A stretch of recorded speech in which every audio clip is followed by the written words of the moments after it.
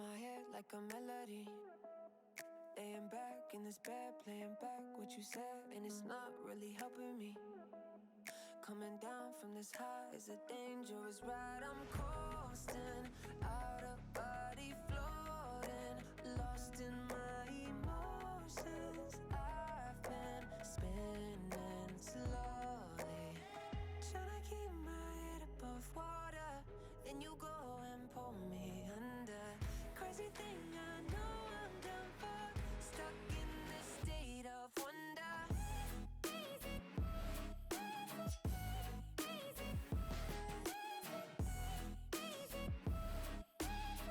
Stuck in this state of wonder, yeah.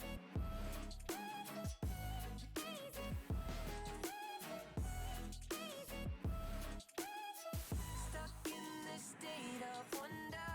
Stuck in this state of wonder. 넌 날 미치게 해, yes 빠지게 돼.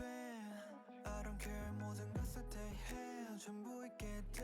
And I just want you right here with me. 끝이 없이 우린 floating, lost in your deep oceans. 깊이 스며가 slowly, Trying to keep my head above water. Then you go and pull me under. Crazy thing, I know I'm done for, stuck in this state of wonder.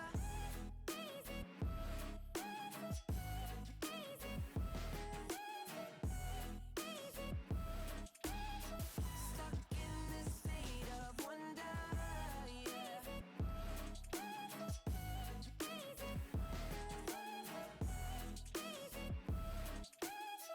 Stuck in this state of wonder.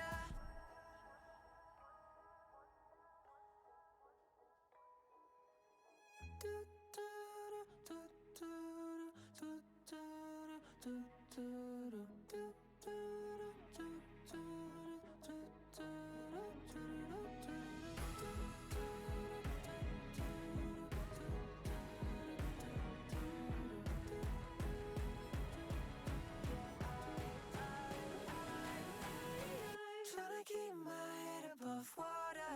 Then you go and pull me under. Crazy thing, I know I'm done for, stuck in this state of wonder.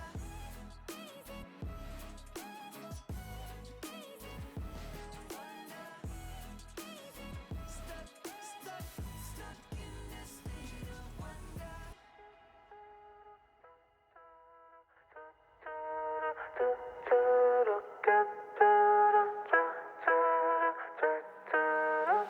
You're not as cold as me. Cold as me. Cold as me. Cold as me. You're not as cold as me. Cold as me. Cold as me. Cold as me. Motherfucker, stop pretending. Stop pretending. Stop pretending. You're not as cold as me. Cold as me. Cold as me. Cold as me. Motherfucker, stop pretending. Stop pretending. Stop pretending. Stop.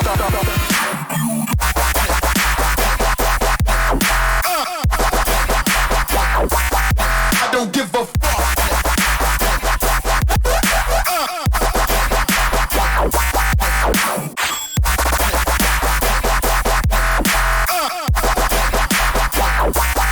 I don't give a fuck.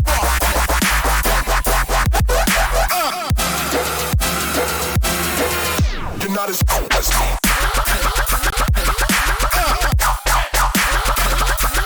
I don't give a fuck.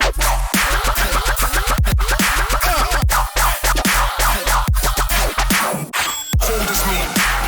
Cold as me. Cold as me. Cold as me. Motherfucker, stop pretending. Stop pretending. Stop pretending. Stop.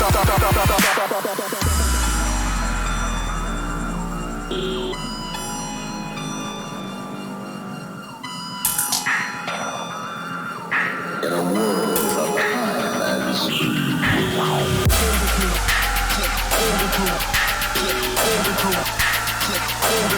Motherfucker, stop pretending. Stop pretending.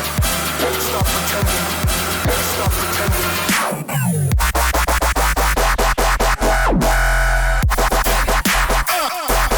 I don't give a fuck.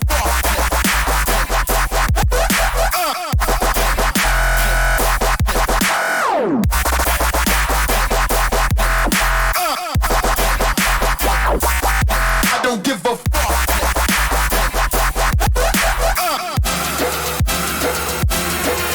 You're not as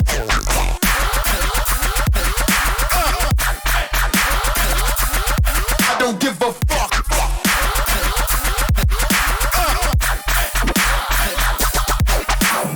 Hold as me. Hold as me. Hold as me. Hold as me. Motherfucker, stop pretending. Stop pretending. Stop pretending. Stop.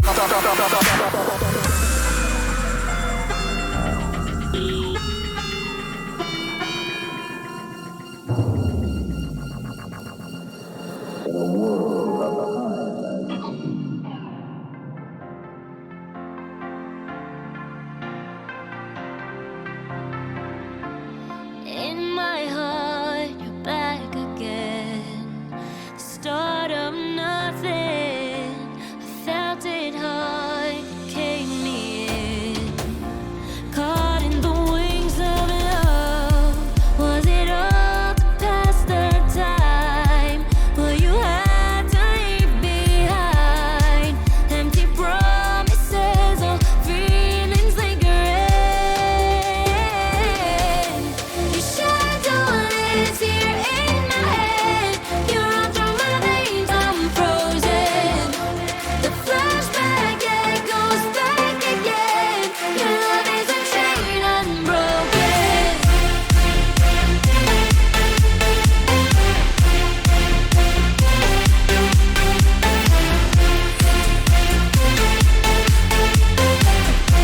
Your love is unchained, unbroken. Your shadow lives here in my head. You're all through my veins, I'm frozen. The flashback, yeah, it goes back again. Your love is unchained, unbroken. The sun goes down, you're back again. Still got me hoping. We're hand in hand, hold me up. Feels like a dream, your touch.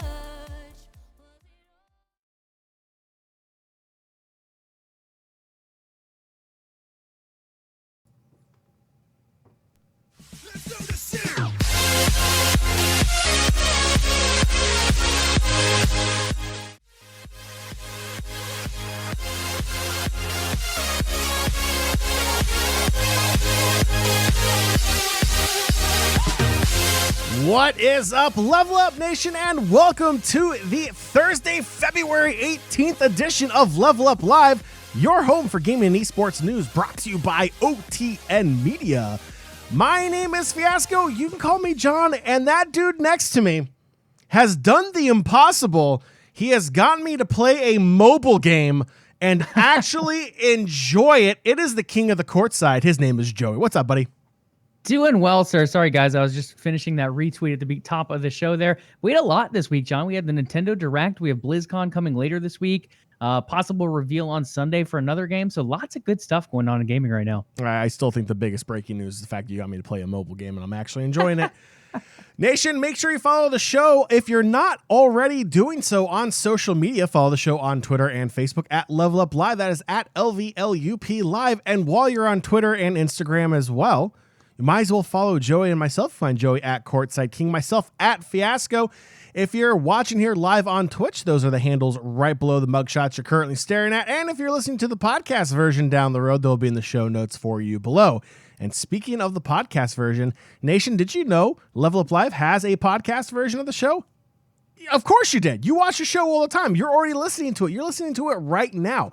That podcast is called the LvLUp Podcast. It's been around for years, Joey. Even before we started doing live shows, it's where we got our start there. And that is available on Spotify, iTunes, Google Play, and Stitcher. And if you're listening to the podcast version of the show, please leave us a review. We do enjoy hearing feedback from our listeners and viewers so we can make the show the best version of itself for you, our audience out there. So any kind of feedback is always appreciative. Joey, it is Thursday, and here in the DC area, it is a little icy, but our region normally is built well to deal with snowy and icy conditions. So we're doing well. Fingers crossed, no power outages as of yet. What are we talking about today on the Thursday before BlizzCon? Spoiler alert! Episode of LvLUp Live. John, we will be slipping and sliding our way through quite a few topics tonight. We're going to talk about Rainbow Six Quarantine. It is back in the news, so we're going to touch on that. A little bit about Amazon Games, some Fortnite event action going on. A lot of Xbox news this week. BlizzCon at the end of the week, the Nintendo Direct that got announced and then ended up happening a day later. Lots of good stuff from that. A couple esport things here and there about the LCS and LEC, and that should wrap up today's show. Oh my goodness, Joey. It is going to be absolutely packed full of goodies today on this Thursday edition of LvLUp Live. But before we can even jump into any of those topics, Joey, we have to hit on the drink of choice. Of course, it is that beverage that is going to aid us through this entire show today. And hopefully it's a good one. Monday was a great show. I'm expecting the same thing here today as well. Joey, your beverage of choice, please. Apparently I'm talking fast. I will slow things down, T-Spans. John, this evening I am drinking a nice glass of Woodford Reserve. Can you please not act like you're trying to, you know what? I'm not even going to say it's a PG show. It's a PG show. If you want LvLUp after hours, we have a Discord for that, for that very reason. Joey, I have, so if you remember on Monday, I had a Bloody Comrade in the small Moscow Mule Cup. Joey, I'm enjoying today. I had a half day of work. I shouldn't have gone in at all today. I have a big boy, Bloody Comrade, for my drink. Does that become choice. Like a bloody platoon at that point?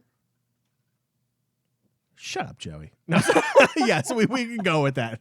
We can go with the bloody platoon, or we'll call it the red wave, if you will. Let's call it the red wave, wave, or the copper curtain, because you have the iron curtain, the copper curtain. You know what? It's not a history podcast. I like fine. it.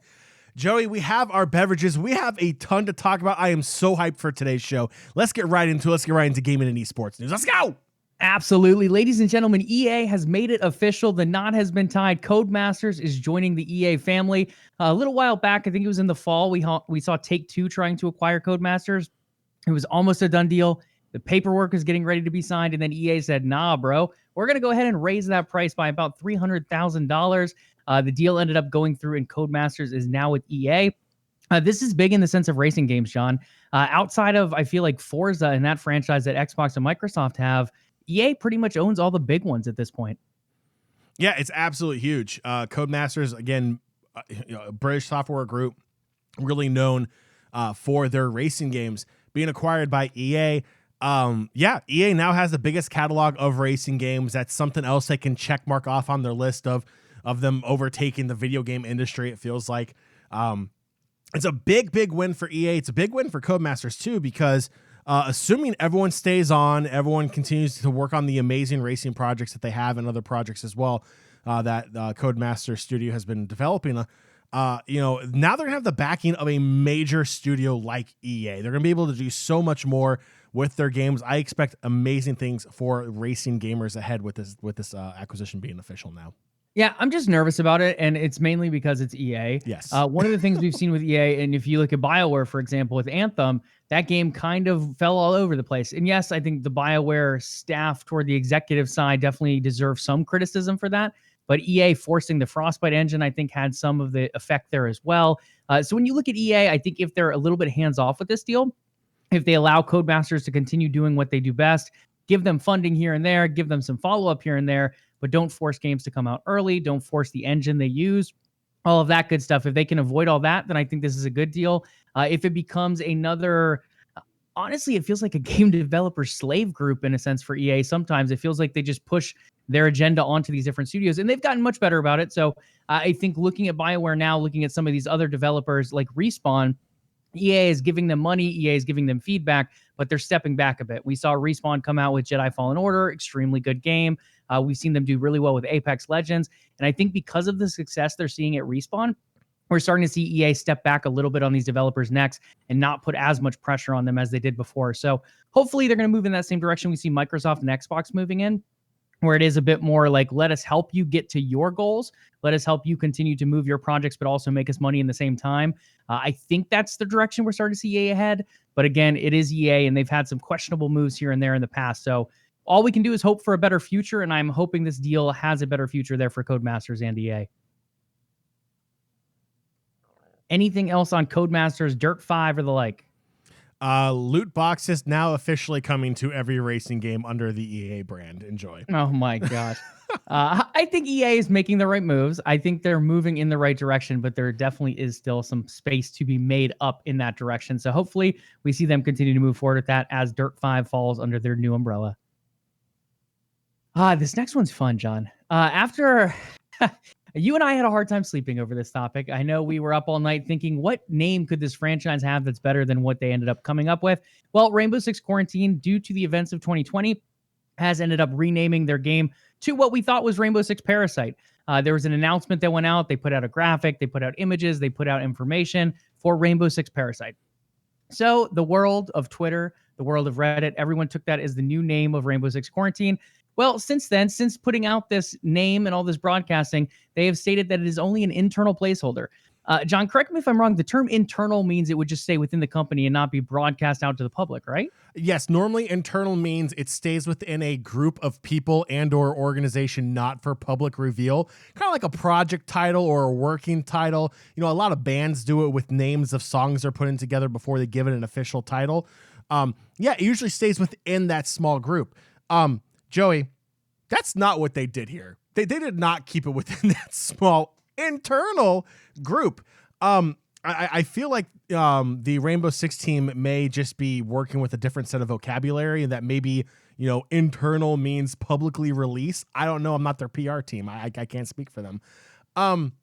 This is a good walk back from all the criticism they've been getting from this announcement. This seems like a pretty good, oops, somebody leaked this. This is just a working title. Calm down, people. It's going to be fine. You hate the name? Well, it's okay. It's just a working title. We'll think of something else that will tick you off in 2 to 3 weeks and tell you then. And then claim that was an internal leak also. Yeah, I mean, they definitely did not quarantine this title. This one got out in the public pretty quickly. They had graphics made and everything for it. Not the cleanest reveal if this was the case. But yeah, like you said, John, moving from Quarantine to Parasite, it felt messy. It didn't feel very completely and thought out. It felt a bit of a mess, to be completely honest. Like everything was a little shaky with it. It didn't feel like they improved upon what they were looking to move away from. So in the end, it does look like they're walking it back. It could still end up being Quarantine. It could still end up being Parasite. It could have a completely different name as we get closer to the release. That will come later down the road with an official name reveal. Probably not one of these two, but with them, you never know at this point. Amazon Games also making a little bit of a walk back, this time delaying the release of their upcoming MMO New World until August 31st, 2021. John, we've criticized Amazon. They had a really bad reveal of Crucible last June. It ended up getting released. Then because the player numbers dropped off so far within the first week, they ended up moving it back into beta, hoping to fix things up, hoping to have those experienced players take a look at it. In the end, those players looking at it were still not enough for them. So they said, we're just going to cancel the project completely. And Crucible is now, it did not make it through the Crucible, let's say. So that game is done. Now we have New World, though. This is the new hope of Amazon in a sense. What can Amazon Game Studios do? Do they have to go out and buy people because they're not competent enough to make their own games? Still open for debate at the moment. New World's done well in some testing phases, but they are delaying it here. As we said with other delays, though, I think this is the right move, John. I'd rather see them delay it up front than release a game and have to pull it back. Yeah, and MMOs are really difficult too, because you're essentially creating that universe. You're creating all the quest lines, all the different playable races, their abilities, a unique path essentially that can be completely turned upside down based on what the player wants. There's a lot that goes into MMOs, if you haven't seen what New World looks like, it's pretty much 21st century graphics. It's not like a World of Warcraft that is essentially using late 90s, early 2000s graphics, 3D rendering, and kind of like bringing them up to date a little bit, minus, you know, the awesome cutscenes and everything they put in there. That's completely separate. But the in-game graphics, you can't compare them to anything that you see in, like, you can't even compare it to like a Red Dead Redemption or you know, any kind of graphically intense game. You can't even compare it to a Cyberpunk. Like, if you're playing that on PC, Cyberpunk has amazing graphics. So you can't even make that comparison. New World has those amazing graphics. There's so much that goes into MMOs. Like, we even heard Riot say they're working on an MMO for the League of Legends universe. That's going to take years and years and years to develop. It's not a surprise this is being delayed. In fact, I agree with you, Joe. I think this is the right call. Amazon has already had one game blow up in their face. They can't afford two games, especially an MMO like New World that has received a lot of positive feedback from the people who have tested the game in the early alpha when it came out. Got to watch a little bit of on stream. A lot of people very happy with the game. So I think it's the right move to delay it until it's ready to go. Yeah, absolutely. I mean, one is the Amazon release of Crucible. The fact they didn't delay it and had to go back into beta is bad enough. You look at a game like Halo. If something like Halo's caliber can be delayed, anything can be delayed. And then you look at Cyberpunk, who delayed twice and still released with tons of bugs.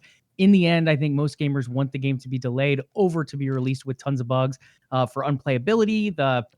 Cyberpunk, the graphics level on Xbox One and PS4 was just despicable. So I think delaying is the right move here. Did they delay long enough? That's still to be told. It looks like late fall here is what they're aiming for, or I'm sorry, late summer, I guess, August 31st. So in the end, it could be a good move. I think delaying will be a great move. Did they delay it long enough is more my question at this point. So we will have to wait and see on that one. Fortnite is hosting a film festival on Party Royale Island. John, this is going to be titled Short Night and will take place on February 20th at 2 p.m. Eastern Time, where a collection of animated film shorts will be shown from around the world and played on this particular island. I'm kind of excited for this. Again, it's Fortnite, in a sense, trying to become that Minecraft or that Roblox, almost its own platform. We've seen them kick off concerts there. We've seen them do movie reveals like Tenet from Chris Nolan. They've done, so many different unique ways of bringing people together. The Marshmello concert was huge. Travis Scott was really big. So in the end, they've done a very good way of innovating their platform to bring people and communities together, especially in a time where a lot of people are locked up or quarantined into their own room due to a parasite going on out there. In the end, I think this is a good move overall. It's another way for Fortnite to try something a little bit different. Again, they've shown movie trailers before, but this is a little bit different in the sense that it almost feels like a mini film festival with shorts.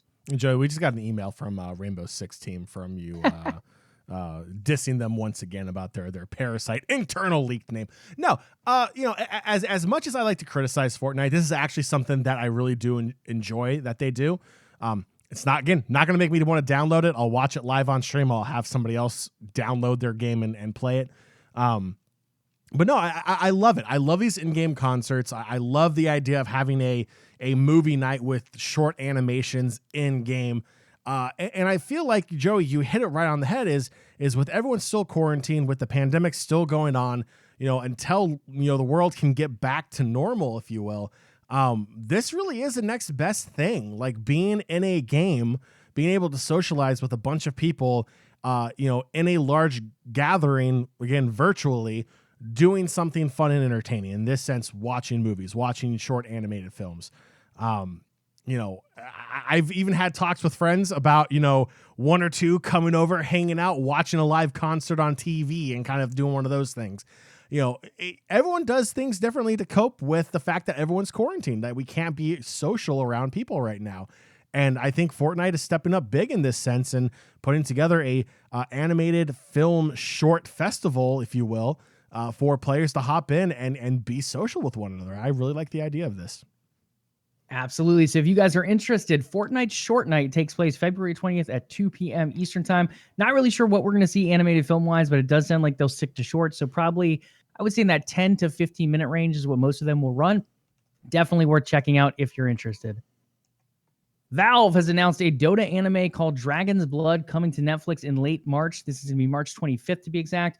John, this is another one where we've seen another in a sense, movie, TV, some kind of adaptation of a video game. Dota coming in here. I believe League of Legends has an animated series coming to, I want to say it's Netflix as well, within the near future. Dota kind of answering back and doing the same thing. Again, this is one of those IPs that's been around for a very long time.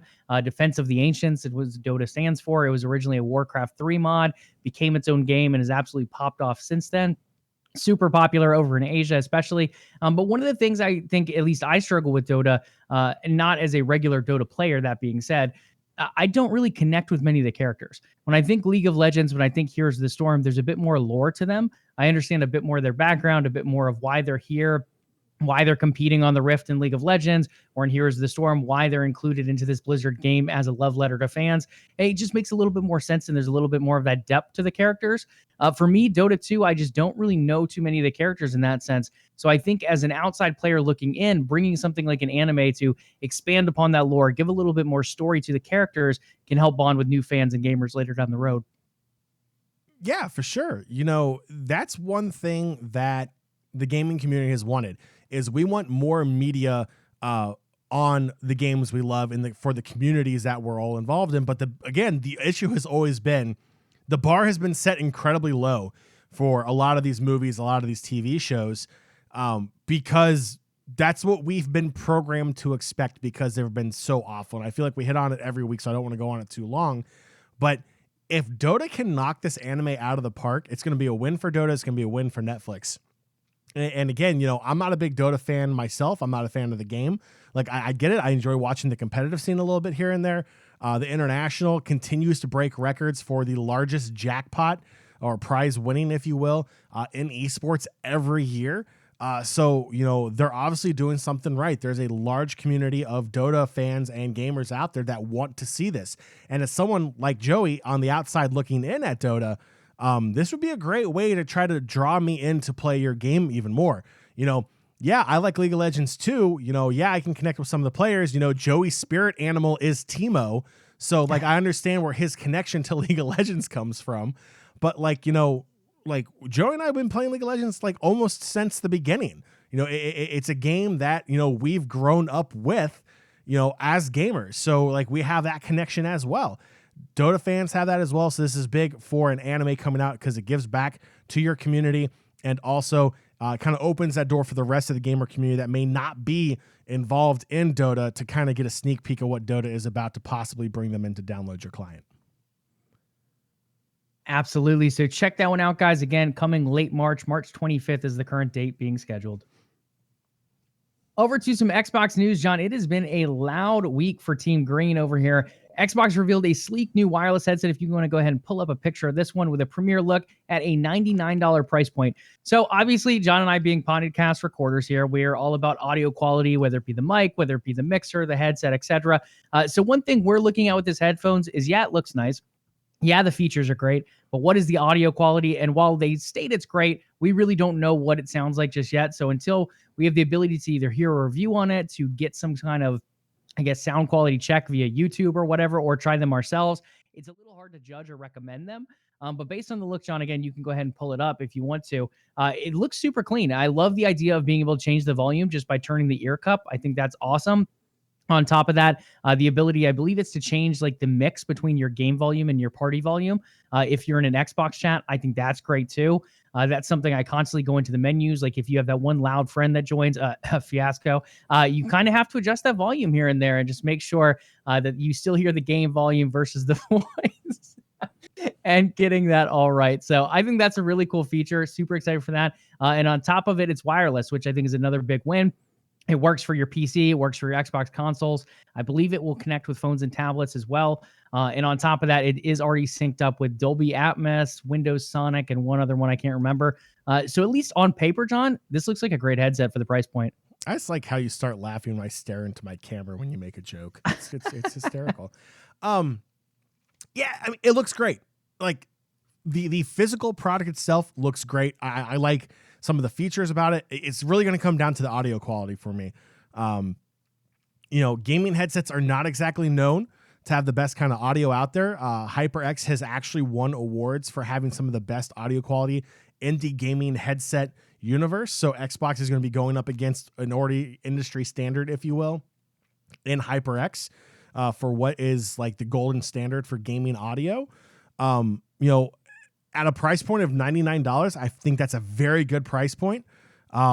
And it's wireless, which is another plus. So, you know, there's a lot of potential here. You know, Microsoft doesn't like to cut corners on a lot of their products. I don't see them cutting corners on this. At $99, is right around that HyperX headset price point as well. So I'm hoping for the same kind of audio quality. And if they can match it or beat it, then this may be the best gaming headset on the market. And so far, from the specs of it, it looks pretty good.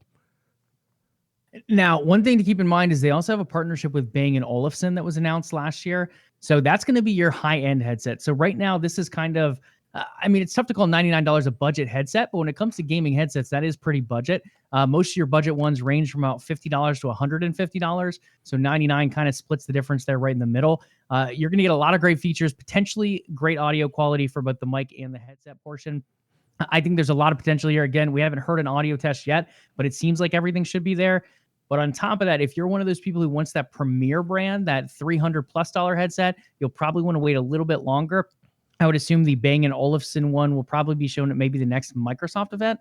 It could just be a post or whatever leading up to that event, but there is definitely a better headset coming for those that want to pay a premium for a headset. If you're not looking to pay that high price, I think this will probably compete with those HyperX products, as well as some PDP and different products like that.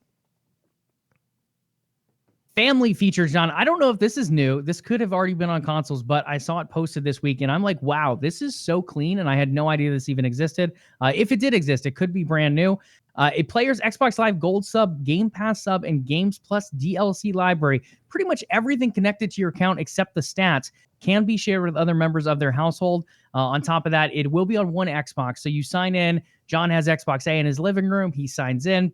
Now whoever lives with him, family members, roommates, etc., are able to log into that Xbox and have access to his games if he wants them to have access to them. This is amazing for families. I'm thinking of like the living room Xbox. Like if the son, the daughter, the dad, everyone want to play games together and they all want their own profiles, now they have the ability to get their own stats, get whatever games they want to play based on the collection that the family owns, and it's all shared between the family. One Xbox Live subscription, one Game Pass subscription. You pay your $15 or $14.99 or whatever a month it is for Game Pass Ultimate. You get access to 400-something games. You can access to your Xbox Live Gold, all those perks, everything completely shared among everyone on that console. I think this is a big win for families. I don't know if PlayStation has something like this yet. And again, I don't know if this is new with Xbox. It could have been on there already. But from a family perspective, I think this is a huge win for anyone who has an Xbox in like a living room or family room type of environment. Yeah, so the family feature on Xbox, the idea of Xbox Family isn't new.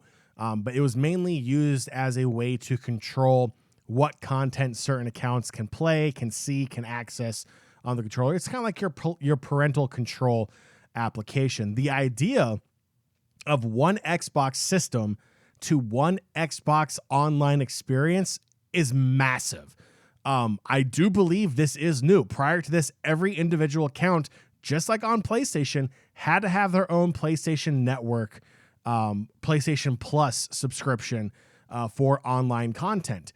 And it could get expensive. I mean, we're talking $60 a year, for Xbox Gold Live, per account. And if you have two people who play on that system, it's for each account. And it's absolutely insane. It's $120, plus tax, plus the games and everything else. Like, you could share the game on the console. If the game was downloaded on the console, you could share that game.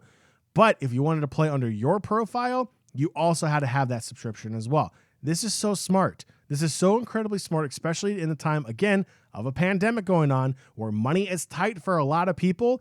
Just imagine how much money can be freed up in a house of 2 or 3 kids, or, maybe 1 or 2 kids plus, a mom or a dad that plays as well. How much money you can free up by not having to buy 3, 4, 5 versions of Xbox Gold Live. It is so smart. And for everyone out there that wants to track their achievements and their stats, you can still do that through that profile. It is so good. It is so smart. Xbox still continuing to lead the way. Joey, PlayStation is going to be making a change like this too. They have to. They can't continue to sit here and charge people on the same PlayStation 4 or PlayStation 5 a full year's worth of access to the internet to play these games when Xbox out here is doing it for $15 a month. You just can't do it. So I expect to see Sony make a similar move here within the next month or two. But this is by far one of the best things Xbox and Microsoft have done for the gamers in the house when it comes to budgeting in a long time. Yeah, absolutely. Super consumer friendly move overall. I mean, Xbox will lose money on something like this for sure. Now you have, if it's a son and or like a dad and a son who maybe play games together, instead of both of them having to have Xbox Live Gold and potentially Game Pass, you cut that down to one subscription. That's a huge cost, really savings for any consumer in that environment. The other thing though, and this might be me being a little bit greedy, but I think like families with multiple Xbox consoles within a household should have something similar as well. Maybe you connect it to the Wi-Fi router. If they're on the same Wi-Fi router, everyone gets the same subscription shared. I don't know how you would do it, but I do know families out there who might have two Xboxes, one for the parent or whatever, and then one for a child, and maybe they don't have access if they go off to college with it or whatever. They have to be on that same Wi-Fi, but I think extending it to multiple consoles within a household, maybe it's via password. I don't know how you would exactly control it. I think the same Wi-Fi network is probably the cleanest way to do it. But I do hope we eventually see this feature continue to expand in that direction as well. Xbox is doubling down on accessibility with updated guidelines for developers. John, this might be the coolest bit of news this week, and we've had a Nintendo Switch Direct. I freaking love this. One thing Xbox has done really well, and Microsoft in general, is expanding accessibility in gaming. We've seen them come up with the the adaptable controller, something like that. I think it's adaptable, right? I believe so, yeah. I believe it's adaptable, and it's got different ways for anyone who's disabled in any certain way or is struggling to play a game. There's so many different ways to customize that controller and make it accessible for all. Huge innovation came out, I believe, last year or the year before. Then since then, they've made a lot of great moves. They've updated their accessibility guidelines time and time again. Gears 5, I think, came out as the highest accessibility-based game ever to come out. Rated near 100% on the scoreboard. So now they're continuing to make moves toward that direction. How can we continue to make games more accessible for everyone? When everyone plays, everyone wins type of thing. So they've continued to really buy into this idea multiple times over and over. And with this, they've now updated the guidelines. And John, this is not it. They've went ahead and took it to a whole new level. They're launching a platform-provided program that can test both Xbox and PC games against their updated guidelines and provide feedback on how to improve those games to the developers. So if your game doesn't have subtitles, for example, if the audio is tough to hear, if whatever accessibility option is no longer there or cannot be found within that game, this particular program can run against it and test it and say, hey, developer, this is a great game. You're doing great with all these areas, but this particular area is going to be very hard for, say, a blind gamer or for a deaf gamer or whatever the case may be. I think this is huge. I think this is giant for anyone who has any kind of disability that's looking to dive further into gaming and continues to run into obstacles. Microsoft, once again, trying to find a solution to those problems. Yeah, when Microsoft said gaming is for everyone, they weren't joking.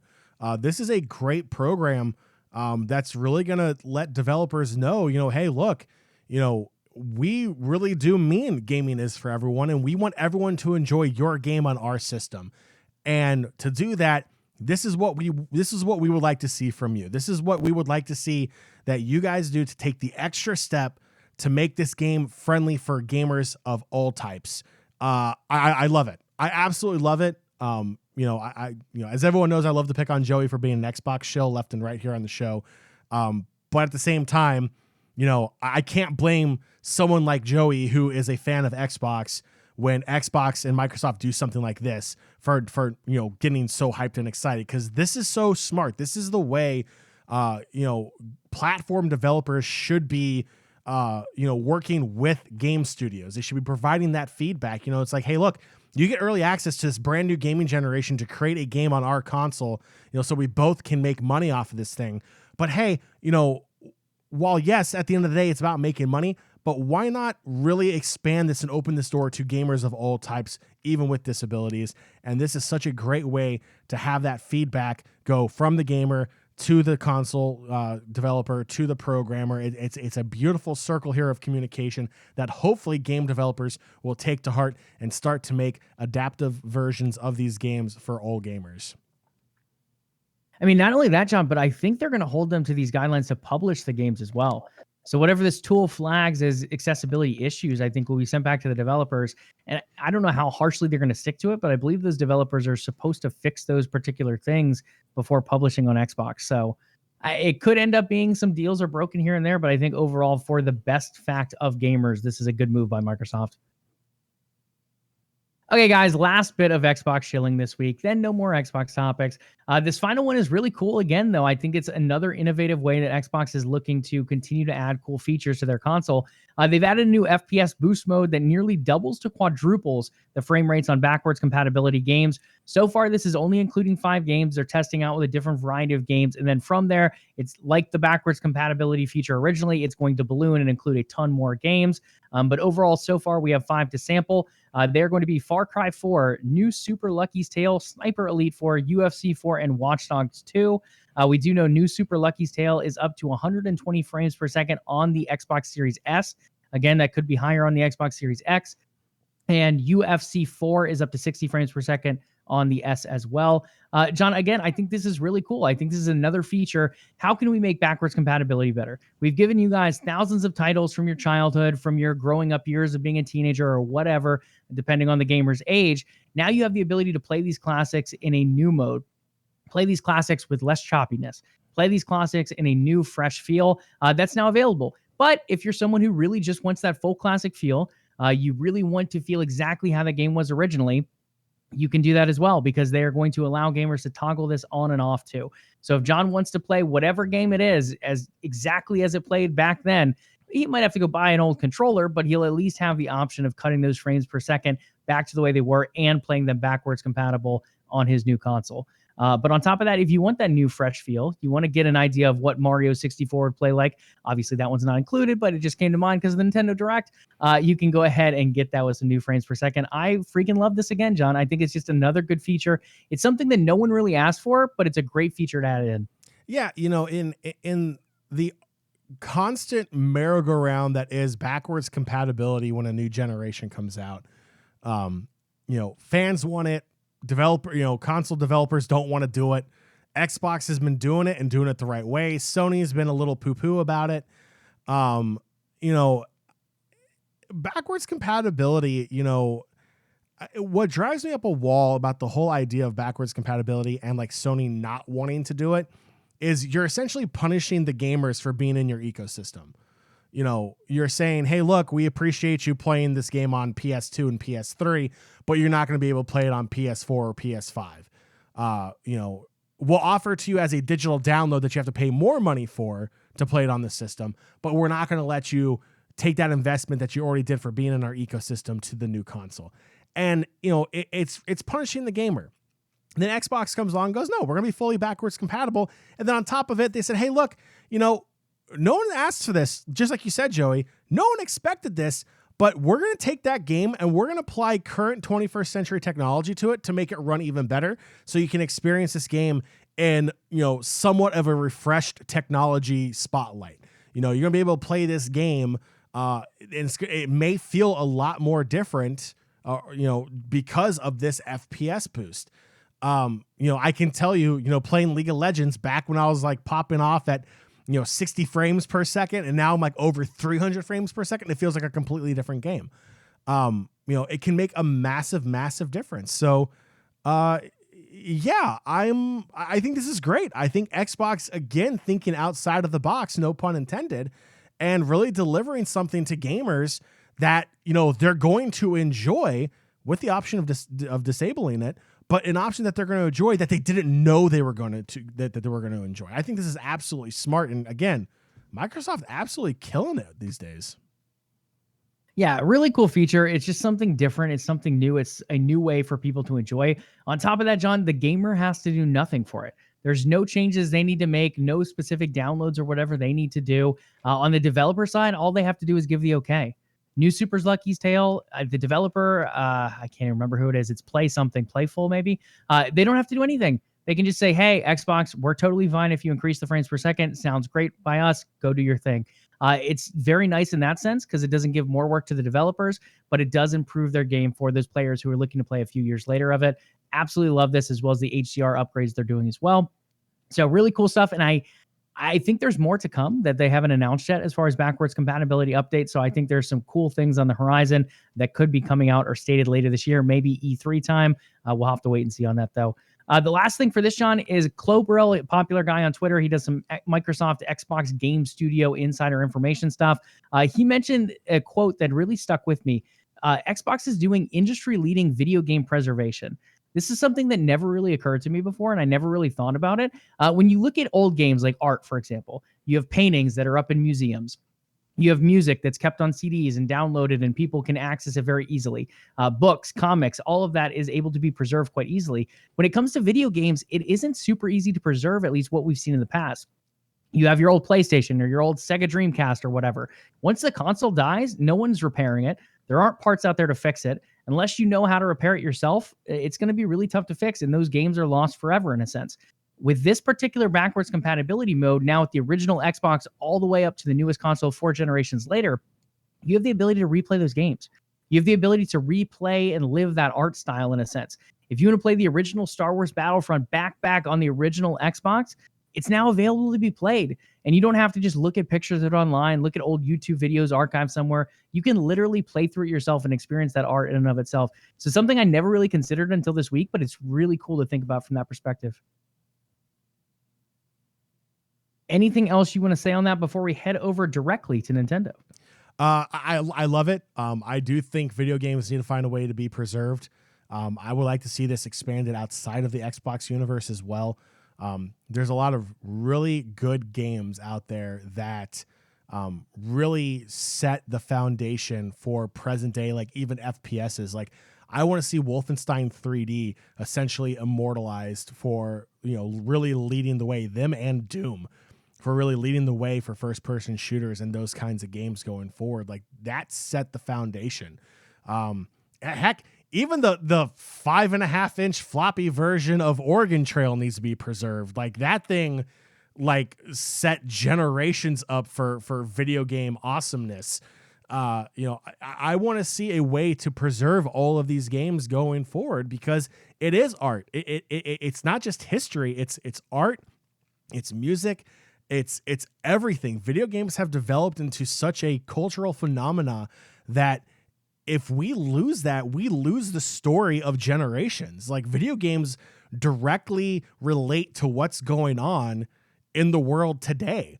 Whether they try to do it or not, there is always some kind of connection to like what's going on. And it's important. It's very important to preserve these games. It's important to preserve art.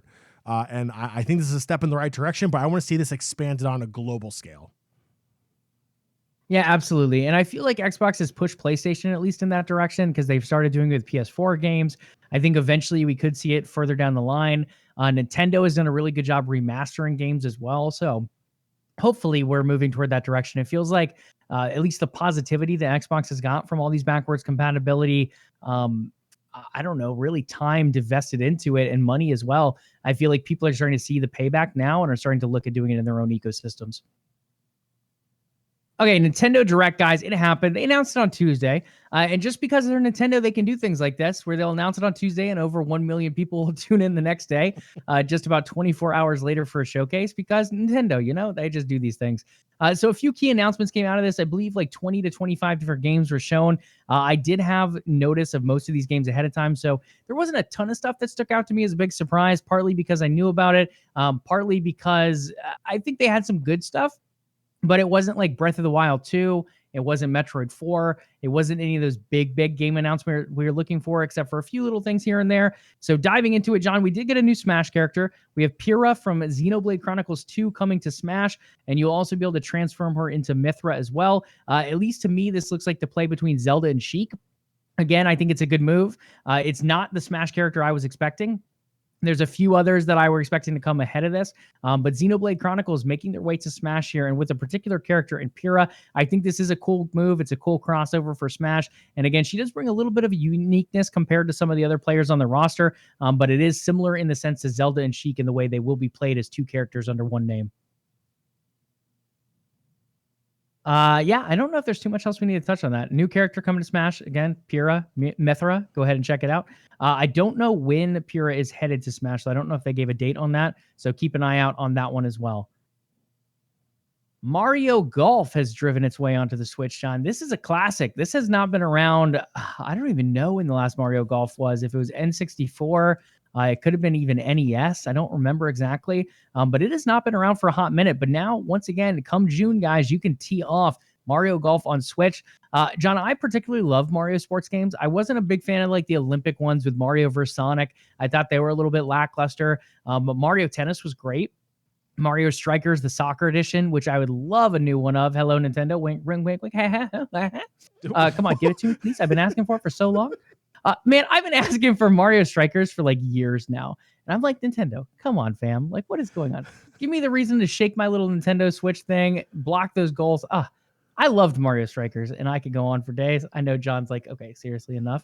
But seriously, I would love to see it, and I'm glad we're seeing more Mario sports games. Mario Tennis did decently well. I don't think it absolutely popped off. Part of me thinks that's because Nintendo didn't support it as well as they could have. I could see the same thing happening with Mario Golf. But again, if you're looking at the Switch more as a party system, a relaxation type of system compared to something hardcore like playing League of Legends or CSGO or whatever on PC, I think Mario Golf can scratch that itch. I think it'll be a good game coming out in June. So Mario Golf was $19.99 on the N64. Oh, so it was N64. Okay. Yeah. That's just to put that in comparison real quick. Back in 99, Mario Golf got a 10 out of 10 from IGN, an 8.75 out of 10 from Game Informer. Let's see. Eurogamer didn't want to do it because apparently they don't like golf. Nintendo Power, there you go. Gave it an 8.5 out of 10, which Nintendo Power, is that owned by Nintendo? And they're just... That was a magazine, yeah. Yeah. I'm saying it's kind of funny. But, Metacritic gave it a 91 out of 100. That's a pretty impressive score for a game on the N64. N64 did have a lot of bangers, don't get me wrong, but there were also a lot of really bad games that came to that system. So they didn't just hand out great scores on those games. People absolutely loved Mario Golf, and now it's making a comeback, Joey. We have friends of all ages absolutely hyped for this coming to the Switch. It might cause me to buy a Switch. Who knows? Probably not. But it's such a great game title. It has Mario in it. That's going to sell it alone. It's really cool that another generation is going to be able to get to experience Mario Golf now on the Switch. Yeah, absolutely. And if I'm the MLB, I'm like, hey, Nintendo, let's see something Mario Baseball next, because we need to get those younger guys into baseball once again. I think this is a good way to pull the younger crowd back into golf, give them at least a little bit of a perspective for the game. I think baseball could be another title coming here from Mario, maybe in the next couple of years, but I definitely think it's one worth considering. Few other things. We have Fall Guys. It's headed there in the summer. It will be coming to Xbox as well. So Fall Guys now making its way from PlayStation and PC to Xbox and Switch, coming later summer 2021, as well as a full collection of Ninja Gaiden games coming on June, John. I think this is a great port for Nintendo Switch. Ninja Gaiden a little bit more on the gorier side compared to a lot of Nintendo titles, but it does allow for that edgier gameplay. It gives a little bit of that classic Ninja Gaiden feel as well. I think it's a good collection to come over to Switch and kind of diversify their lineup a bit more. So cool things there. Heading into some Legend of Zelda news, we have Hyrule Warriors Age of Calamity. We have 2 new DLCs announced. One is coming in June. That'll be the first one. And then once again in November, we'll get another set of DLC for that game. Then The Legend of Zelda Skyward Sword HD is going to be the remaster of the Zelda games. At least that was shown so far. Hopefully there's more coming as well. This one's going to be set to release on July 16th. John, I'm a little disappointed with the Zelda showing. It's a Pokemon anniversary year. It's a Zelda anniversary year. For the Mario anniversary, I believe it was the Mario 35th anniversary, we got a nice little Mario collection that released for a limited time for a year long. It came out with Mario 64. It also had, I think it was Mario Sunshine was the second game, and then Mario Galaxy from the Wii. So you ended up getting kind of 3 generations of Mario, in a sense, crammed together into this one packaged game deal. I was hoping we'd get something similar from Zelda. I think like Ocarina of Time, maybe Wind Waker from the GameCube time, and then Twilight Princess from the Wii could have been a cool combination. Personally, I would get rid of Wind Waker for Ocarina of Time. I love that on N64. But I think that's one thing that was a little bit lacking in the showcase, was some kind of tribute to Zelda in that particular anniversary.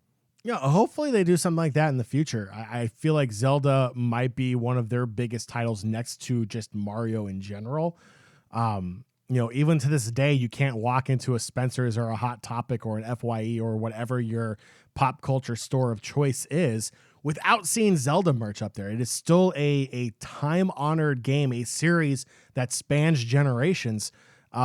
Yeah, I have to agree. I think it's kind of shocking that they didn't do kind of like a bundle celebration for this either. But the year is young. Who knows? Maybe we'll see that in the future. But as of right now, with nothing being announced, I do think that's just as disappointing as you do, Joey.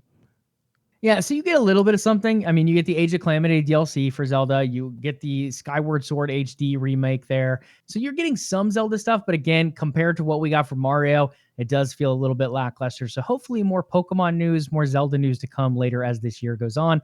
Again, guys, we still have the summer, so you have that potential E3 event / Summer Game Fest / Nintendo holding their own direct thing. It really could be anything, but I feel like that would be another good time to announce certain news like this.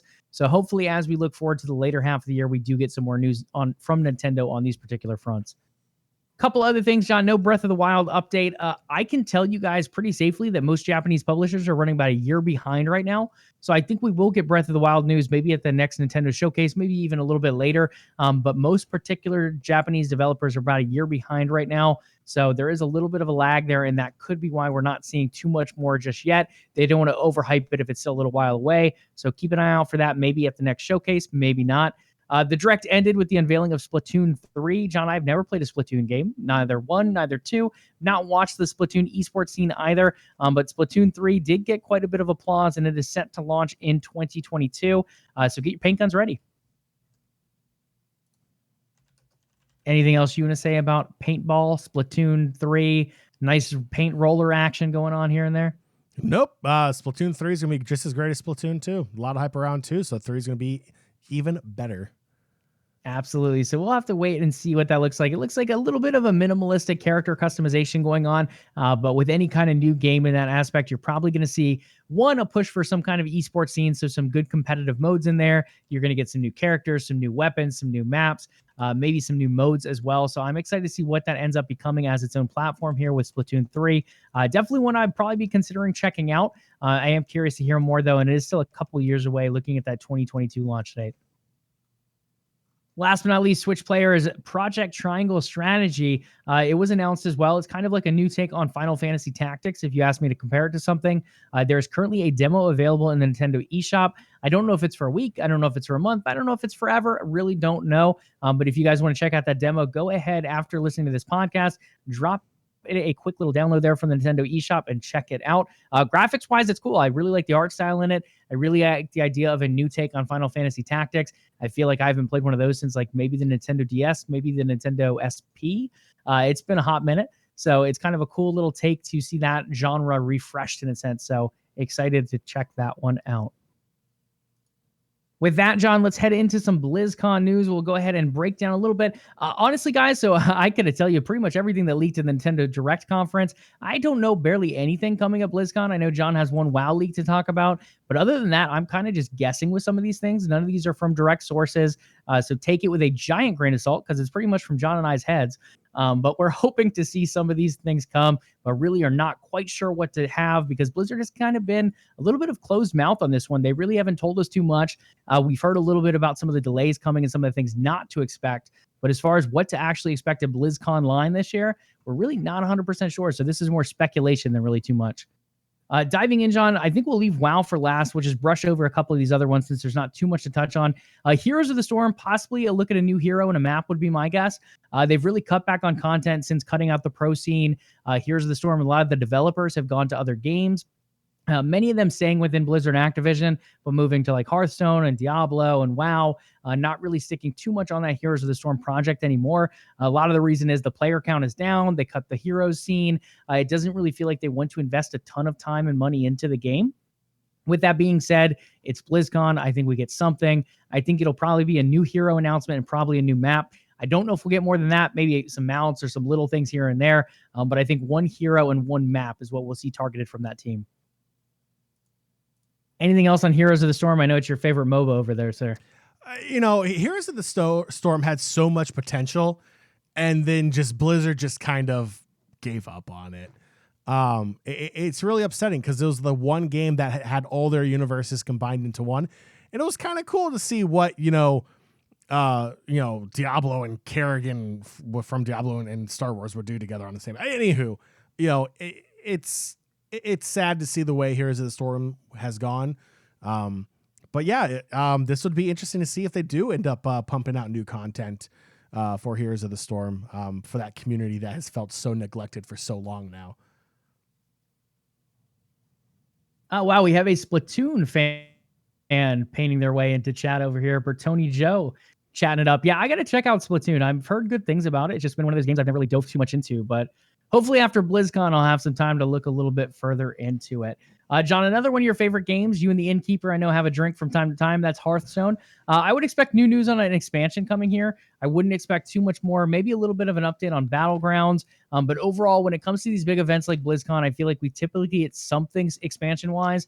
Maybe they show some new keywords that'll be coming out. Maybe they'll give us an idea of the theme of the new expansion. I think you'll see probably both. And as well as some new cards coming to that new expansion. I don't know what direction they're going to go. Hearthstone has lost some players here and there, especially to Legends of Runeterra, the card game coming out from Riot Games around the League of Legends universe.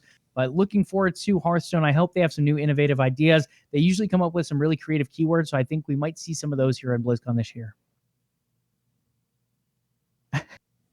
Over to Diablo. Diablo 4, guys, it will not be launching this year. That is official. It's been publicly stated from Activision. I believe it was in their earnings call. It's not coming out this year. They're a little bit behind on it. It was originally not intended to come out this year, but on top of that, the delays with COVID have expanded that a little bit further. So you're looking at maybe next year, maybe even the year after for Diablo 4. It's still in development, and I expect you'll get some new information. Probably a little bit more of an idea of what you'll be doing in Diablo 4 story, maybe an idea of what some of the items look like, some of the game mechanics, and I would not be surprised if you get a new gameplay trailer as well. We had that great cinematic trailer with Lilith last year. Kind of creepy, to be completely honest. I think it scared my wife when she saw that one pop up on the TV. But overall, I think we'll get some kind of gameplay look at Diablo 4, and I think it'll look pretty darn clean heading into that new generation of Diablo. Yeah, I remember that. We were watching it together, and yeah, that was one of those things. It's like even you were a little scared there, Joe. I'm pretty sure you turned away a couple times during that little trailer. I mean, not necessarily scared, but it was like, ooh, I thought it was great. Yeah, it was for someone who plays Gears of War, you'd think I'd be all about the gore, but yeah, no, it's just I'm not the biggest fan in some trailers, but yeah, overall, I mean, it looks cool. It seems like they have a deep story to it. It seems like Diablo is getting even darker than it was before, so really kind of hitting on that thriller horror aspect in a sense. It looks like they're going to dive much deeper into it here with Diablo 4.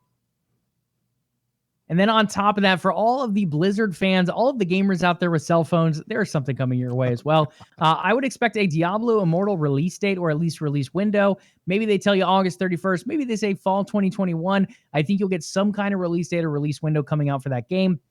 On top of that, and this is positive news, I did get a lot of criticism up front, but testing is going extremely well. Pretty much everyone who's played it has had positive feedback on the game. So it could be one that maybe you were originally not looking forward to, but could be a bit more interested as we see more about it. Yeah, I think the biggest backlash with Diablo Immortal wasn't the fact that it's a mobile game, but it's the fact that Diablo 4 has been hyped up for so long that at the BlizzCon where Immortal was announced and nothing was said about Diablo 4, I feel like that was the biggest shock. I think people are going to like Diablo Immortal. Like I think the Diablo community is going to be very open to accepting this, especially now that Diablo 4 has been uncovered and talked about by Blizzard for a bit now. But I think the biggest shock was Blizzard teasing Diablo news and then dropping a mobile game and saying nothing on Diablo 4. And then their response being how you led into the segment, Joey. You all have cell phones, right? Which is just like the ultimate backhand to gamers there. But yeah, no, like you said, testing going incredibly well for Diablo Immortal. I expect it to be a very, very good game on the mobile platform. I feel like the Diablo community is going to really enjoy it. Absolutely. So one to look forward to there. Over to Overwatch. Overwatch 2 will not be coming out this year either. To my knowledge, Overwatch 2 was originally planned to drop late this year. It does sound like that will not be. It's very confidently not happening. I think it's still targeted for 2022 at this point. It's not going to delay too long, but COVID did have a bit of a play there. For Overwatch, I think you should expect some things. I would hope we get a new cinematic teaser. It feels like every BlizzCon, there's at least one cinematic teaser that drops. On top of that, again, it's delayed, but I hope we get a new look at the PvE in Overwatch 2 as well. How do you keep people engaged? You give them more content to look at. What should we expect with Overwatch 2? Is it purely going to be new maps and new characters and a little bit of PvE here and there? Give us an idea of what we're expecting. What kind of lore are we getting from this? What are we playing out? I want to see a little bit more of a breakdown on what that PvE will be looking like. So again, just speculation, but I'm hoping we get some kind of PvE gameplay. And last but not least, I would be stunned if we leave BlizzCon Online without any kind of new hero or map reveal. Again, they might not be coming to Overwatch. They may be held off until Overwatch 2, but I think you have to reveal some kind of new hero or map. For me personally, Overwatch as a game has struggled here and there with player count, and part of it is because they're not releasing enough heroes and maps out there. Again, you don't want to oversaturate it. You don't have to get to 150 or whatever League of Legends or Dota has at this point, but I think adding new characters in, maybe on a quarterly basis, every 5 months at the very least, I feel like there needs to be some kind of new injection into the game. And yes, these nice little modes here and there, like Maze mode for winter is great. The Halloween mode is awesome with Junkenstein's Revenge. They're fun. They're interesting. But again, a lot of it is recycled content. A lot of it is the same kind of stuff over and over with some new costumes and skins here and there. But overall, there's just not enough really newness for players that are spectators of the esports scene, for players in the esports scene, for players competitively playing in the game. They need more. And I get it. They want to release Overwatch 2. They want to gatekeep some of this content so that there's a lot coming out with Overwatch 2. But you don't want to kill off your player base while they're waiting for Overwatch 2. So I hope at the very least we get a new character and map reveal. Personally, I would love to see them released in what is currently Overwatch today so that they can continue to keep that content in-game fresh. Yeah, I feel like if there is a game that needs to have a very big day at BlizzCon, it's Overwatch. It has to be Overwatch. Look, don't give me a voice actor panel. Like, as much as I love the voice actors, Joey, you and I have had the honor to meet several of them. Great people, great personalities. At the end of the day, I just don't care. Like, I do. It's great entertainment, but show me that this game is not dead. Show me that this game is not going down a path of Heroes of the Storm, because nothing's been done. Nothing's been done. You've been teasing Overwatch 2. We haven't really gotten too much about Overwatch 2. Last BlizzCon, we saw a map. We saw some new 3D renderings of what the characters are going to look like. But what are you doing in the game right now? If you're delaying the game even longer, obviously we're not going to get it till 2022 at the earliest. And, you're still expecting the game community to play the same game that's really been there since this game launched. Like, aside from new heroes and new maps, that's even slowed down to a crawl. Like, you've introduced new game modes, okay, little mini modes here and there. Okay, that's great, but the game itself feels so recycled by now. You need to do something to really freshen this up. And if you show content that is purely only for Overwatch 2, that is going to hurt Overwatch now. That is going to hurt the people playing it now. That's going to cause your player base to shrink even more. Less and less people are going to be interested in it. And these are people that may not come back whenever Overwatch 2 is ready to come out. You have to do something now for the gamers playing this content, playing this game that had so much hype. Again, Blizzard's first original IP in over a decade is now slipping through their fingers again, kind of like what we saw with Heroes of the Storm, slipping through because they're just mismanaging everything. Overwatch needs to have a massive BlizzCon to really help themselves out. It's just, to me, this is stupid as hell. If you look at all of the games out there, League of Legends, the most popular, pretty much multiplayer game out there outside of Minecraft and like Roblox, why do I come back when I get bored of League of Legends? Do I come back just to play a game of League? No, I come back because they release new champions. Let's try someone new. Let's get a feel for what this new champion is like. League of Legends does it, and they do it extremely well. You look at Rainbow Six Siege, same thing. New operators coming out, new maps. You go back to the game to check them out. Pretty much any popular game today. Dota 2 does the same thing. Valorant. I suck at Valorant. Jon is not great at Valorant, but we still go back time and again just to check out the new maps, just to check out the new agents that get added. And again, it's not a game we're super thrilled about. We think it's fun. We think it's great. We think we suck at it. We know we suck at it. But we're still going to go back and try new characters out and try new things. Now, Overwatch, why are we going to go back? I don't know. Maybe we want a hit of nostalgia. It doesn't feel like there's that much bringing us back to Overwatch. There's no new maps. There's no new heroes. There's no new content. So, we're going back maybe to play with a friend here or there, but there's no drive. There's no real reason to jump back into something like Overwatch. And Blizzard hasn't really given us much of a reason to. So I think that's my biggest issue. I mean, you look at Rogue Company as well. Rogue Company right now from Hi-Rez is the number one growing game out there as far as like month-to-month growth. They've done a really good job adding new content. They continue to add new rogues in, which is like your hero or your agent or your character. They continue to add new maps, new guns. It's just fresh content. So every couple weeks, every 2 to 3 weeks, maybe you haven't played in a while, there's going to be a new mode, a new agent, a new character. Now, again, there is a balance of doing this. Like, how many can you add before overwhelming people? And I think League of Legends has tested that quite a bit over the years. But it is one of those things that is tried and true. League of Legends is free to play. Valorant, free to play. Rogue Company, free to play. All of them, the player numbers are growing at a higher rate than Overwatch. So when it comes down to it, you don't even have to gatekeep your game behind a price. Give people a reason to come play it, give them new content, and they will buy skins. I think loot boxes are stupid. That's a different point entirely. But give them a reason to spend money in your game. It doesn't have to be just to purchase the game, but they also need a reason to come back. Give me a new hero. Give me something new to try. I personally would aim for 3 to 4 months. I think that's the sweet spot. Something every 3 to 4 months gives me a reason. Then I'll probably stick around for a month or two. Maybe I drop off for that final month, and then boom, something is there once again for me to try and bring me back to a fresh game.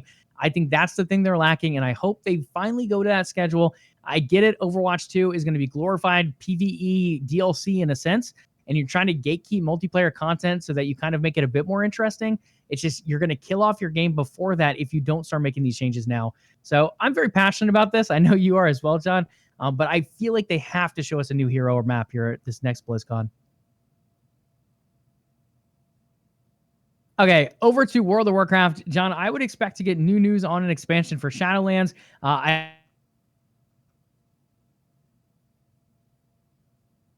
would not be surprised if we maybe see something like that. It might be a little too early for that still. But I know you do have a WoW leak here on this front. What could we be possibly seeing leaked here at the BlizzCon event for WoW? So the best part about this is that the leak, Joey, came from Blizzard. The leak came from Blizzard. They put it on their PR website.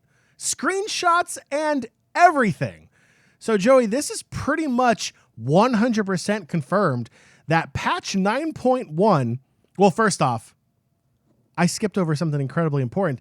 Fans of World of Warcraft Classic, you knew it was coming. Classic Burning Crusade is going to be announced tomorrow for the opening ceremony for World of Warcraft. We're going to venture through the Dark Portal once again. A throwback to like the freaking late 2000s, it feels like. You know, Burning Crusade, where the Blood Elves, the most played race for the Horde, really in the entire game, was introduced to Azeroth, this race that's been around since the original Warcraft RPGs, now available through Classic if you're a Classic player as well.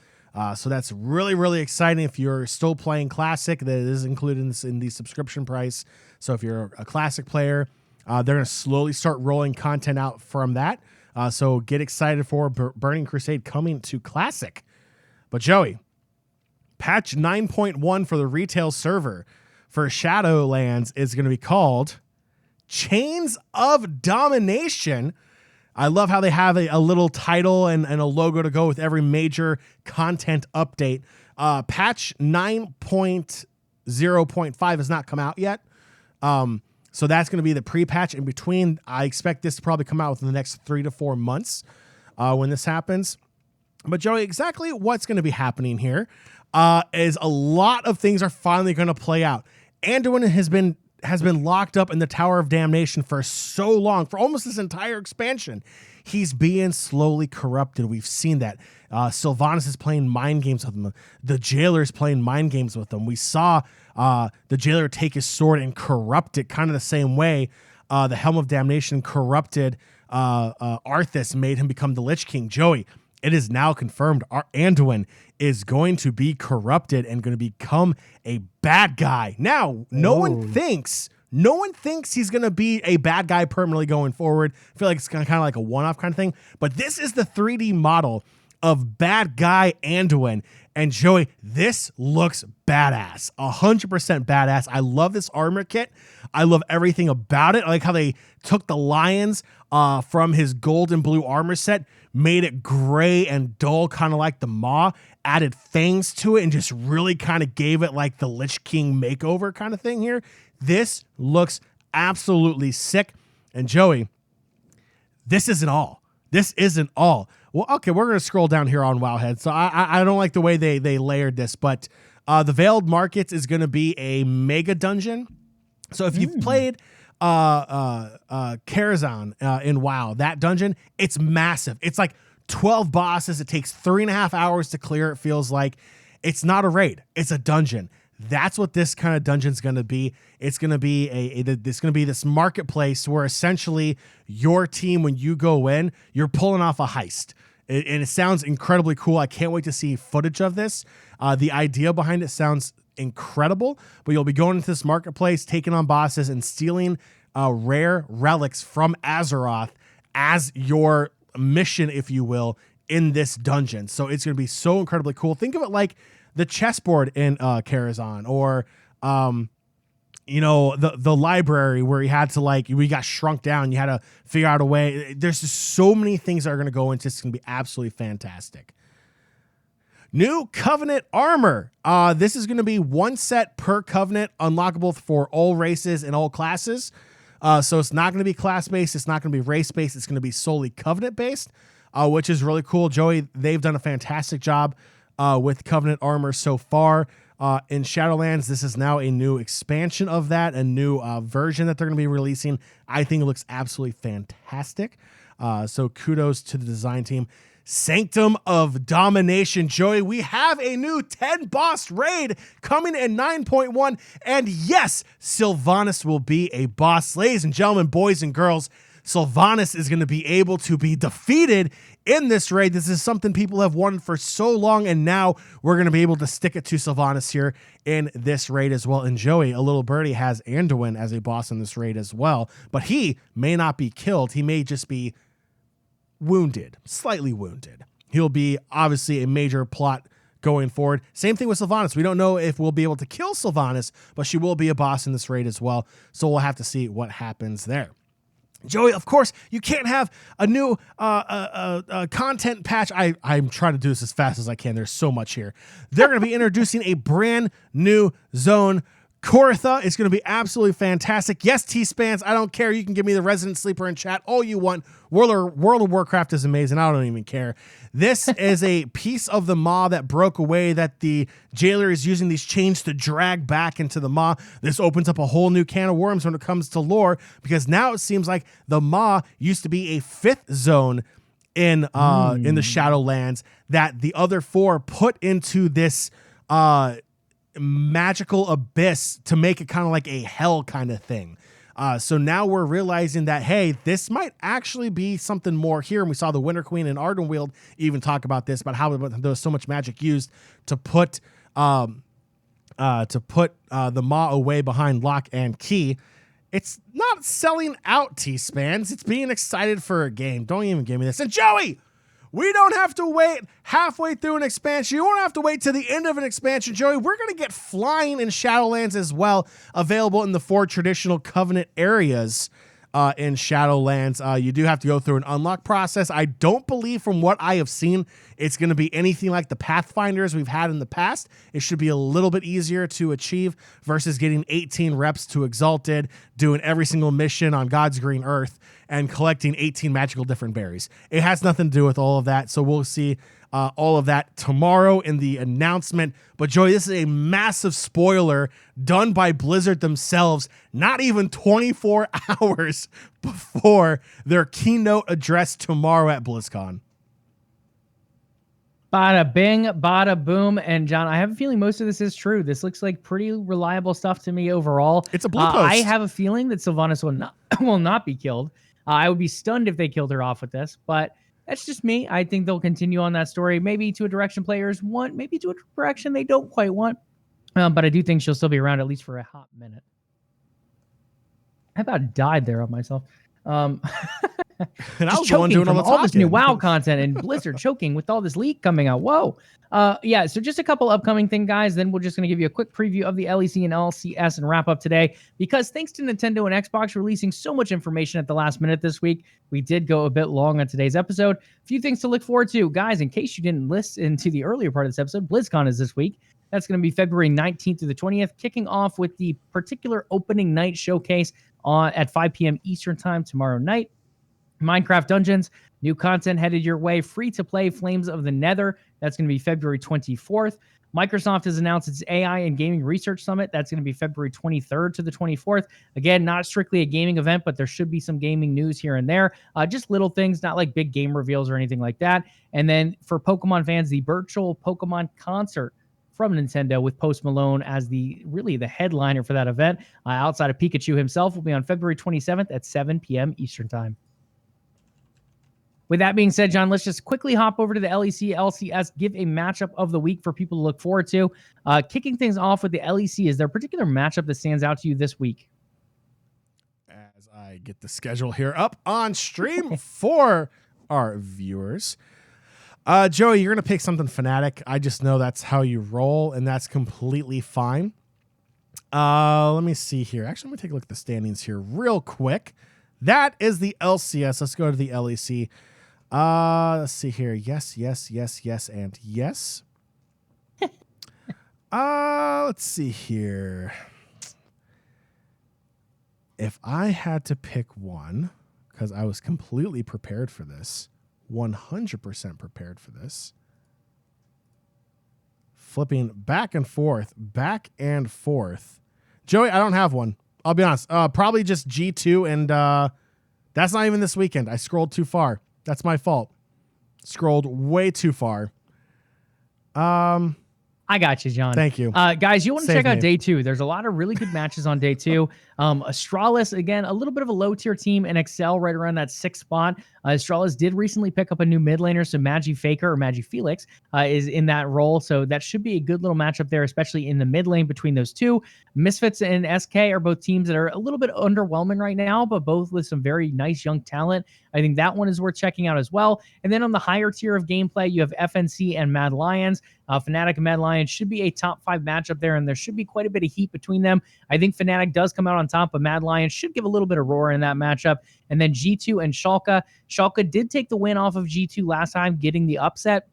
Now we get the revenge match between G2 coming out and trying to take down the German homeboys there over in Schalke 04. I think this one will be a great match, and I think they probably do split the series with G2 taking the win in this one. But again, guys, quite a few hot matches there on Saturday, February 20th. With that, John, let's hop over to the LCS and give some preview matches. Now, I know you're prepared for this one. Yes. As a North American fanboy over there, I know you're ready to pick TSM. No. In his Cloud9 jersey. No. John, what game are we looking forward to? One other note with LCS, guys, Broxa is making his debut this weekend. So CLG's new jungler coming over from Team Liquid and previously from Fnatic, made his way over to NA, then had some visa issues due to COVID, but he is now back. He is signed up. He is ready to go. He'll be starting for CLG this weekend and getting plenty of practice with ranked queue down in NA right now. He was practicing some norms earlier today, so he should be right and ready to go. It's going to be absolutely fantastic. Joey, his first matchup is going to be against first place Cloud9, 6 p.m. Eastern time tomorrow on the 19th. That's going to be a must watch because if there's anything we know from normal queue in League of Legends, not only is it toxic and nutritious, but it will not prepare you for the big stage. So that's going to be very interesting. CLG Cloud9, just for the Broxa aspect of it. But really the game I'm looking forward to, Joey, it's a bigger game for Team Liquid than it is for Cloud9 here on Sunday, the 21st at 7 p.m. Eastern time. Team Liquid has been a team worthy of a 3-3 record. They have been back and forth. They have been hot. They have been cold, in the words of Katy Perry. They need a big game. And normally they rise to that occasion against big name teams. They're going to be going up against Cloud9. Only dropped one game last week in a very substandard performance from Cloud9, but Team Liquid needs a win over a Cloud9 team to really boost their spirits. They have the talent to do it. Cloud9 is prone to making mistakes. Cloud9 is a very bang or bust team. They take chances, they take risks. That's one of the things fans love about Cloud9 is they're not afraid to commit or sometimes overcommit. Team Liquid has the opportunity to possibly knock off the number 1 seed currently in North America in Cloud9. They just need to play the game they know how to play the game they're being paid to play, and play up to the standards and skill level that a lot of people expect out of Team Liquid. This is going to be a big statement game for Team Liquid if they're able to pull off this upset. Absolutely. So go ahead and look forward to that. Again, guys, quite a few good games coming over this weekend, especially in the LCS. Both the LEC and LCS with quite a few good slates of games. So if you're interested in League of Legends Pro action, definitely a good week to check some out. Should be some fun action back and forth. And again, give Broxa a nice little welcome back to the League of Legends scene. Unfortunately, going up against Cloud9 will not be an easy start to his season, but hey, at least he's got his visa paper signed and he is ready to go and ready to hit the ref. I think we can go ahead and wrap up on that one, John. So again, guys, BlizzCon starts tomorrow. We might do a little watch party over in Discord. That's discord.me/OTN. Still determining a few details on that, but there will definitely be people over there, I'm sure, based on the community over there. So go ahead and hop in there, chat it up, meet some friends, and watch some great Blizzard news get released there. We'll talk about BlizzCon next week, and that next show will be on Monday at 8 p.m. Eastern Time. Well, Nation, that will do it for this edition of LvLUp Live. But before you go, head over to patreon.com/OTN and consider becoming a part of the Overtime Network. In return, you'll get access to exclusive content that nobody else in the world can get unless they are a part of OTN Media.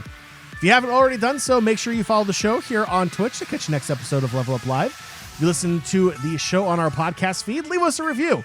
The podcast is available on Spotify, Stitcher, iTunes, and Google Play. We would love to hear from you. In fact, we love to hear from our community so much. There are other ways for you to reach out to us. Joey, what are those ways? LvLUp Nation, head on over to Twitter and find the podcast at LvLUp Live. That is LvLUP Live. In addition to that, you can follow the umbrella company OTN Media as well on Twitter and Facebook at OTN Media and on Instagram at OTN_media. Last but not least, hit us up with a follow, maybe even a nice Prime sub over here on Twitch. That's twitch.tv/OTN Media. LvLUp Podcast. This show streams Mondays and Thursdays live at 8 p.m. Eastern Time, as well as a number of other shows and events throughout the week. All right, make sure you tune in this upcoming Monday, February 22nd, as we cover the latest and greatest in gaming and esports news. Do your ears and eyes a favor. Slap that sub and follow button here on Twitch to know when the next episode of LvLUp Live is ready for your viewing pleasures. We'll catch you all on Monday. Have a great weekend. Be safe out there. And remember, be nice to your fellow gamers online. And as always, level up.